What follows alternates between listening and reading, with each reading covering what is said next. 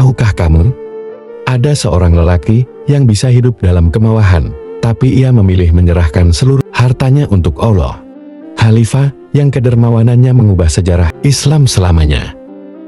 Dia adalah salah satu orang terkaya di Makkah, namun ia menyerahkan seluruh hartanya demi jalan Allah. Namanya Utsman bin Affan. Sosok yang kedermawanannya mengubah sejarah Islam. Utsman bin Affan lahir dari keluarga bangsawan Quraisy. Ia dikenal lembut, dermawan, dan berhati tenang. Bahkan sebelum Islam, ia tak pernah menyentuh hama atau menyembah berhala. Saat Abu Bakar mengabarkan tentang risalah Nabi Muhammad, Utsman langsung beriman tanpa ragu. Namun keimanan itu datang bersama ujian. Keluarganya menolak, perniagaannya terguncang, tapi ia tetap sabar. Ia menenangkan diri dengan salat dan tawakal kepada Allah. Beberapa tahun kemudian, ia menikah dengan putri Nabi, Ruqayyah. Setelah Ruqayyah wafat, ia menikahi saudarinya, Ummu Kulsum.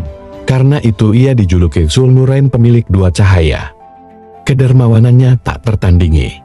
Ketika Rasulullah menyeru umat Islam untuk berinfak di perang Tabuk, Utsman berdiri dan berkata, "Wahai Rasulullah, aku persiapkan 100 ekor unta."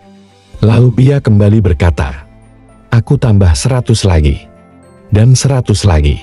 Rasulullah tersenyum dan bersabda, "Tidak ada yang dapat membahayakan Utsman setelah hari ini." Ketika kaum muslim kekurangan air, Utsman membeli sumur rumah dari seorang Yahudi dan menjadikannya gratis untuk umat Islam. Saat menjadi khalifah, Islam meluas ke berbagai negeri.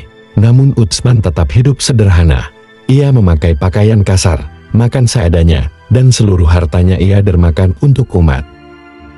Pada masa kepemimpinannya, Mushaf Al-Quran disatukan menjadi satu teks resmi Mushaf Utsmani yang masih kita baca hingga hari ini. Di hari-hari terakhirnya, ia membaca Al-Quran, sementara rumahnya dikepung pemberontak. Ketika mereka masuk, darahnya menetes di atas ayat. Maka Allah akan mencukupimu terhadap mereka.